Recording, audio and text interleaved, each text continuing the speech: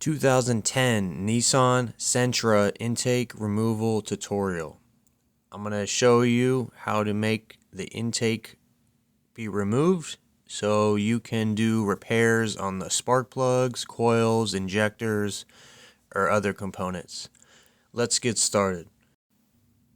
Open your hood. Make sure it's propped up safely. Again, this is a Sentra 2.0 liter engine, 2010. First, remove the engine cover.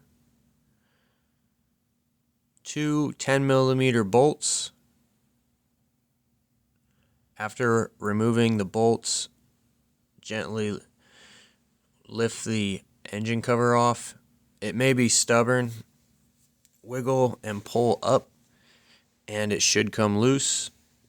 And we'll set it to the side in a safe spot. Now, before you can get to any coils or anything, the intake has to come off.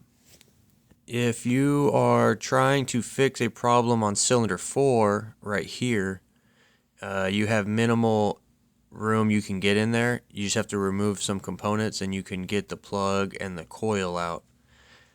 Everything else though, the intake has to be removed. First, we're going to start with this intake boot. Over time, these become brittle, so be careful.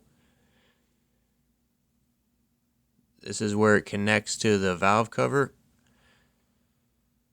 I use some pliers to pull the clamp up, squeeze the clamp and pull it all the way up. We'll remove this vent hose. You can just pull it out and set it to the side. Now this clamp needs to be loosened. Flathead screwdriver. We'll go ahead and loosen this up.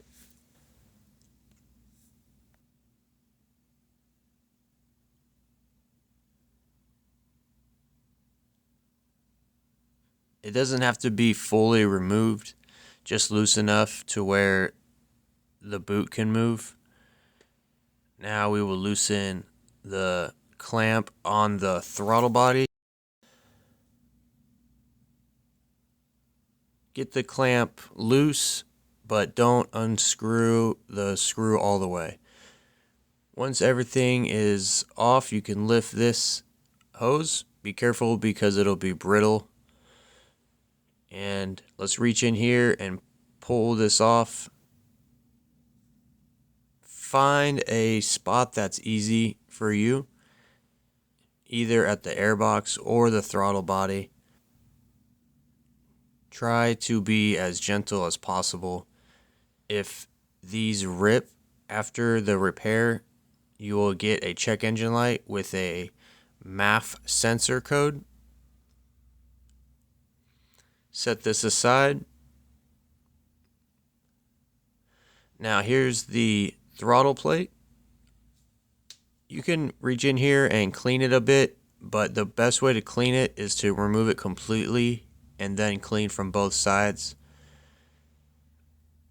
These are 4 8mm bolts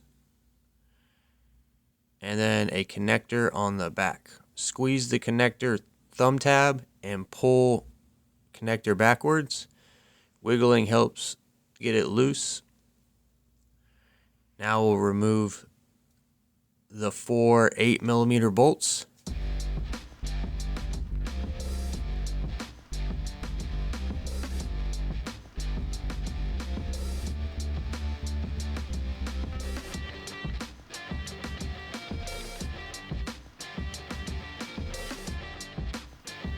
I have another video on how to clean the throttle plate thoroughly. I will link it below.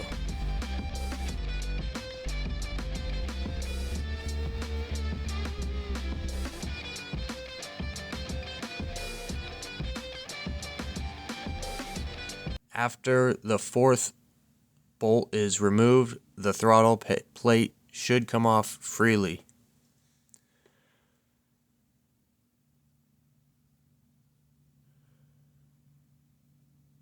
Now that the throttle plate is removed, we can move on to a different area. set it aside gently. Now let's remove the purge valve bracket, 2 10mm bolts. There's a vacuum hose that comes to the back of the engine. We're going to remove one side of it. This is the PCV valve hose. Remove the clamp, pull it upwards, and pull hose up. This PCV valve was replaced. I recommend replacing yours as well. Now we will remove this hose, remove this clamp, and pull the line off at the purge valve. Removing the hose at the purge valve is easier access. Once you get the purge valve disconnected, set it aside. Now the brake booster hose needs to be removed. This hose goes to the vacuum brake booster. You can get back here with some pliers and remove the hose clamp. Then wiggle and pull the hose off.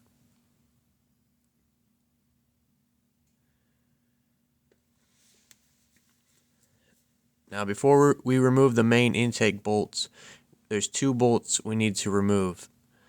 There's a 10mm bolt under where the throttle plate goes. 10mm. This bolt was a little rusted for me, so be careful not to break it if it's rusted for you. Now on the other side of the intake, remove this 12mm bolt. I previously disconnected the 10mm bolt with it, but you can leave that be. Remove the dipstick. Now we're going to remove the intake nuts on the ends and the 3 bolts in between the runners.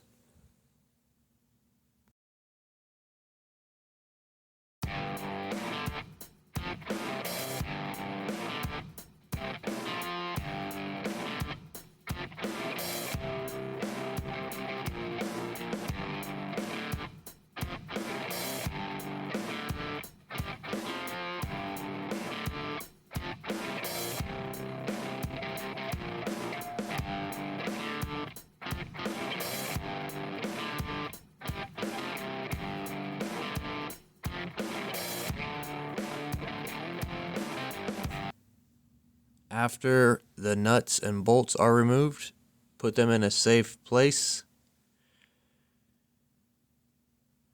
You can use a magnet to remove any bolts that don't want to come out.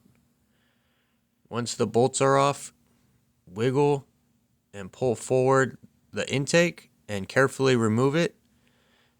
And now you have access to other cylinders and injectors. Set it aside safely. When you install it, you need to replace the intake gasket to prevent leaks. Here's the part number. I will link it below. Replace the gasket before you reinstall. This comes off and the new one is put in with the guides. That's all for this video. I hope this video helped you out. Thanks for watching. Alright guys, that's all the information I got for you. The rest of the video is just some products and other stuff I got going on. Totally up to you if you want to stick around. I got a 15% off promo code for AUXITO.com. They got a handful of products, but what they're mostly known for is their really good aftermarket LED headlights. They've been out a few years now, and at first the lights they had were 200% brighter than regular headlight bulbs. Now they've upgraded the tech this year, and now it's 600% brighter. So if you're in the boonies, the suburbs, the city, I highly recommend you upgrade your bulbs. Nothing wrong with having an old car, but you should get with the times and have bright headlights like everyone else. These bulbs are available on Amazon. However, if you go to the AUXITO website, that's where I could give you a promo code for 15% off. All you got to do is go to the website, type in your year, make, and model. There's basically products for every car out there, and what kind of light you want. They have all kinds of different lights for interior, exterior, headlights, and then you just browse to what you need and you get it. And then at checkout, you're going to type in GearmoAuto and then hit apply in the coupon code spot, and it'll take 15% off.